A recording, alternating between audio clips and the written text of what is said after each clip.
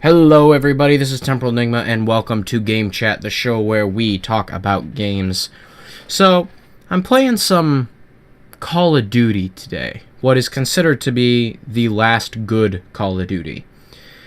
By many, not by myself, but that got me thinking, when do games officially die?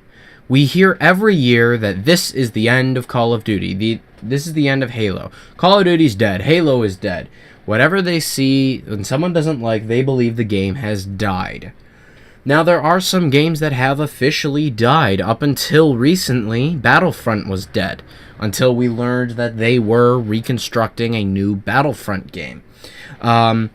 Alien Colonial Marines is dead. There were 2 games of that. It will never be resurrected. Medal of Honor very well might be dead. There hasn't been a new game for that in several years. As far as we know, there's no plans for any more games. But between all these similarities, what kills a game? Now, I'm not quite sure, and I don't really have an answer for that.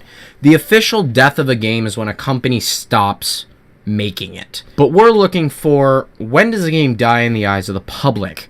And, you know, it's not quite so easy to think about. Call of Duty, the worst selling Call of Duty all time, would be considered Call of Duty Ghosts. It was considered the worst, and it sold the worst, but it still sold over 14 million copies in the US. That's probably more than Colonial Marines ever had. I don't have the official numbers. But yet, Call of Duty's determined to be dead, yet they came out with 2 other games, and honestly, there's going to be a third coming out, Ghosts 2, we'll say.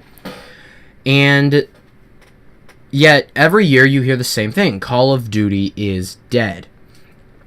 Similarly with Halo. People who don't like Halo 5 have decided it doesn't feel like Halo anymore. Halo is now dead.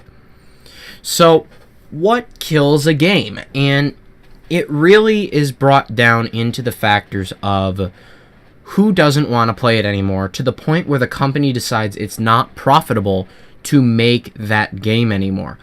It might be because a company goes under. Darksiders may very well be dead because THQ went bankrupt. Now, there has been news that someone might pick it up, but we haven't heard anything in almost a year, so if they don't make another game, Darksiders is dead. But that has nothing to do with the game itself. It has to do with a company falling under. Games are very tricky because they require, unlike a movie, where you can make whatever you want. And that's that. If people don't like it, then people don't like it. Too bad. A game needs upkeep. You need to please people when you create a game. The biggest thing is Call of Duty's argued and yelled at for putting out what they are considered the same game every year, even though over the past 2 games they've constantly tried to push something to make it feel different. And then when they do that, they're yelled at again. When Advanced Warfare put out the exosuits, which after seeing how Black Ops 3 did it, I admit the exosuits are a little much. But the minute they put out the exosuits, everyone was all like, oh, well, this isn't Call of Duty. This feels nothing like Call of Duty anymore. This isn't... Call of Duty's dead. When previously in Ghosts, before everyone had kind of considered that it was bad, everyone said, oh, well, look, just another Call of Duty game came out. Looks like Call of Duty's dead. And similarly for Halo, 343 tries to mix up Halo while still keeping it had that Halo feel, and everyone complains that it's dead because they changed too much. But if they kept it the same, it would be dead because they kept it the same. So it's not easy to pinpoint what kills a game. It's probably a number of factors. The biggest, and like I've said a couple times, the biggest factor is when people stop playing the game. When the company decides it's no longer profitable. The second is when a game comes out that's so bad, people have lost all hope in ever collecting the next one. Now, I never played any of the other Medal of Honor games, but I really liked Medal of Honor Warfighter. But apparently, as a collective, gamers didn't like it, to the point where Danger Close never put out another one. There you go. Similarly, the next thing would really be sequels. There's a point when a game has so many sequels, no one wants to play it anymore. And I'm not talking about games like Mario Party, where it doesn't really matter. That game, you don't buy the game because it's the best game ever in the same sense that you'd purchase, like, Rainbow Six. You purchase it because you're going to play it with your friends, you're going to hang out, you're going to have fun. It has a different feel to it. So the fact that there's 9 Mario Karts doesn't matter, because each game is exactly the same, but you don't play it for the same reasons that you play AAA titles. If you look at, for me, the biggest issue I have is I will take the game that died off for me is Pokemon.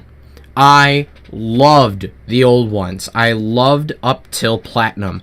Past that point, all the Pokemon I don't give a crap about. I couldn't care less. I couldn't care less about the games. They haven't changed enough for me to care. Pokemon Go, when it comes out on mobile, I will play, because that is a huge step in a different direction and is totally awesome.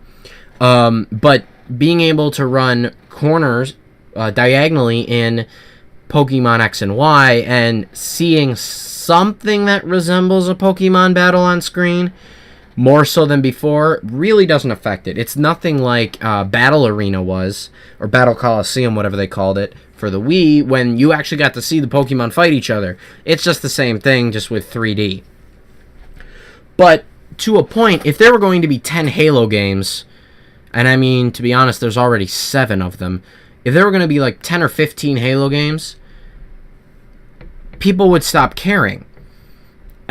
There's... What is this now? This is what, the 13th or 14th Call of Duty coming out? And people have already slowly stopped caring. Now, the thing with Call of Duty, and I've talked about this before in a different video a while ago, is that you shouldn't play it because you want the best game in the world. You should play it because you enjoy the multiplayer experience, or the zombies, or whatever the third game mode is, and just play it to play it, not play it because it's new and exciting and innovative. But that being said, the last thing I think might kill games is lack of story. These games that are very story driven, such as Halo or Skyrim, or I should say the Elder Scrolls series, or Fallout, where it's all very story driven, Tomb Raider, stuff like that. When a game comes out that the story is really bad, or it feels like it's lacking because they've kind of run out of ideas, that's another thing that'll kill games, and subsequently players won't play it anymore, and then the game will die off. The closest example I can think of right now at the moment is actually a fairly new game. Story-driven wise, I don't think Destiny would ever see a sequel.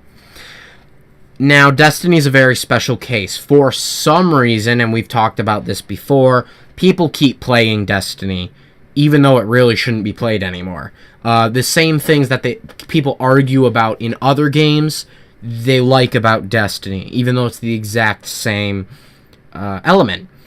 And I'm not going to get into that in this video.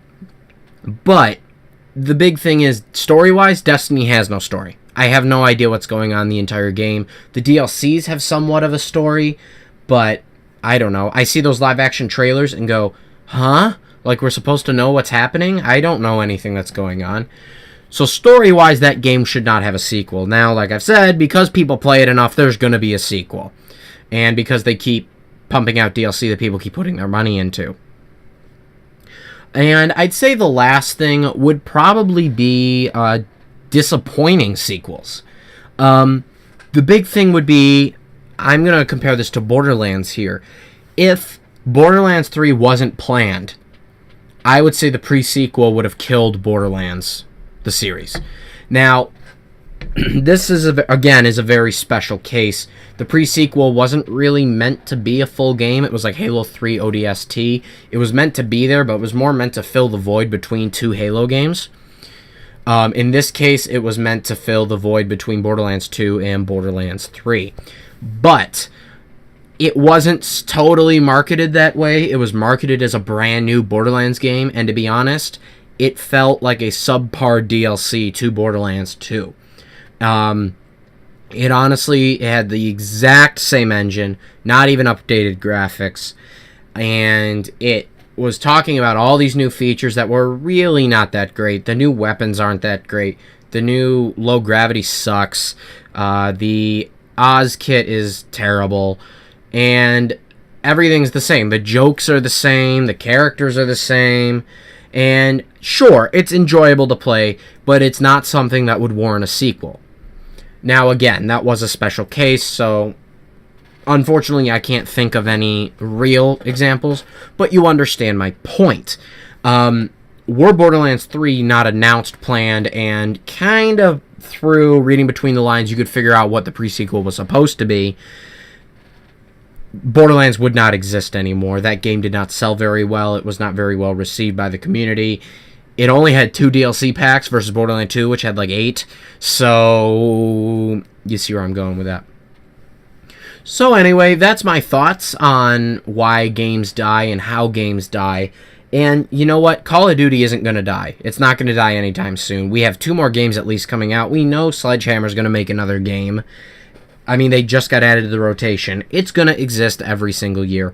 Halo is going to, I think, exist until the story just doesn't continue anymore. I think that's partially what Halo Online is supposed to be. I know it's only for Russia right now, but my thoughts is that Halo Online is going to take over when Halo on consoles cannot anymore. When they can't keep telling a story. When it's like, well, you know, maybe Chief dies, maybe he retires 2 or 3 games from now. Who knows? But they can't keep telling. They can't just be like, all right, now we're going to tell Palmer's story. No one's going to give a shit. And the same thing with Call of Duty. They might even stop putting campaigns in games, which honestly I wouldn't care about. No one cares about the campaign anyway. So there you go. But like I said, that's my thoughts. Let me know what you guys think in the comments below. Like, subscribe, yada, yada, yada. And I will see y'all next time. Later.